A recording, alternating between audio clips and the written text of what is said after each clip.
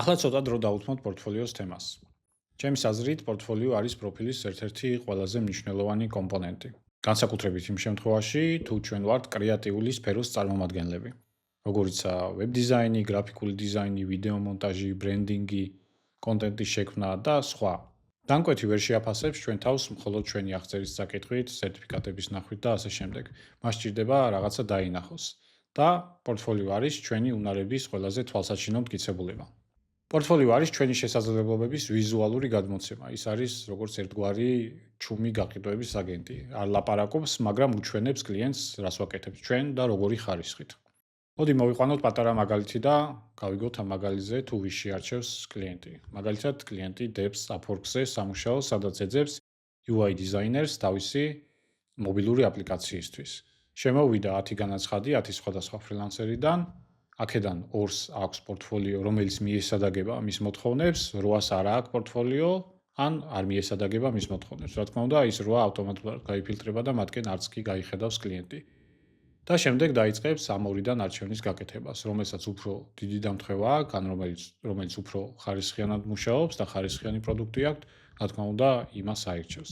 ანუ ეს არის პორტფოლიოს რეალური ძალა, როდესაც შეიძლება ერთი შეხედვით კლიენტმა გადაწყვეტილება მიიღოს.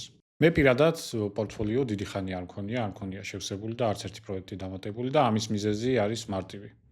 როდესაც 5-6 წლის წინ შემოვბრუნდი Upwork-ისკენ და დავიწყე სრულ განაკვეთზე მუშაობა, რამდენი კლიენტისთვისაც არ უნდა მიმეწერა, დაახლოებით 80-90% მიბრუნდებოდა პასუხით.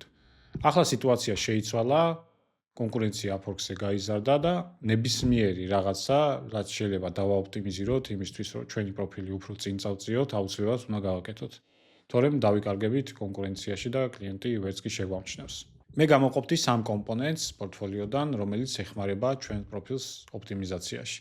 პირველი არის, რა თქმა უნდა, გრაფიკული მხარე, ანუ ის უნდა იყოს სასიამოვნო და მიიპყროს კლიენტის ყურადღება, რაშიც ჩვენ გვაქვს თვითონ პორტფოლიოს დემო, იქნება ეს ვებსაიტის სურათი, იქნება ის რაღაცა გრაფიკული ელემენტი, ან შეიძლება იყოს ვიდეო თვითონ.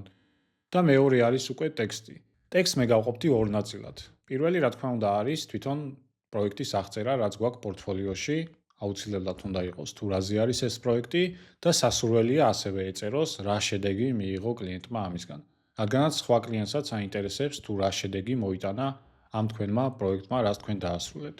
და მეორე, keyword-ები, რომლისთვისაც ჩვენ ვიბრძვით Upwork-ზე, აუცილებლად უნდა მონაწილეობდნენ პორტფოლიოს აღწერაში და სასურველია თვითონ სათაურშიც. ეს ძალიან ეხმარება ჩვენ პროფილს, რომ Upwork-ის სიაში უფრო მაღლა და მაღლა ავიდეს და უფრო შესამჩნევი გახდეს კლიენტისთვის.